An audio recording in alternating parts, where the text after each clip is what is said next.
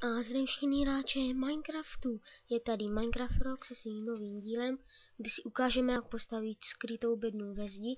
Vidíte, kliknu do zdi a mám tady tu bednu, kam si můžu schovávat věci.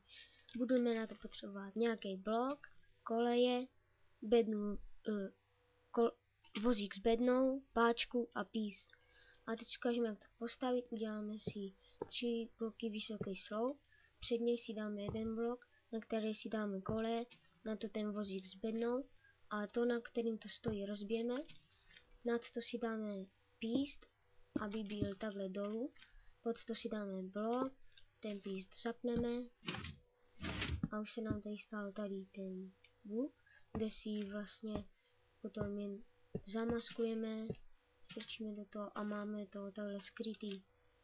A jenom nakonec chci říct, že když si dáte F3, tak vlevo uprostřed máte ty čísla X, Y, Z a F, tak až to budete stavět, tak musí to být na té straně, kde máte buď 0 a nebo 2 v trojce a v jednice by vám to nefungovalo.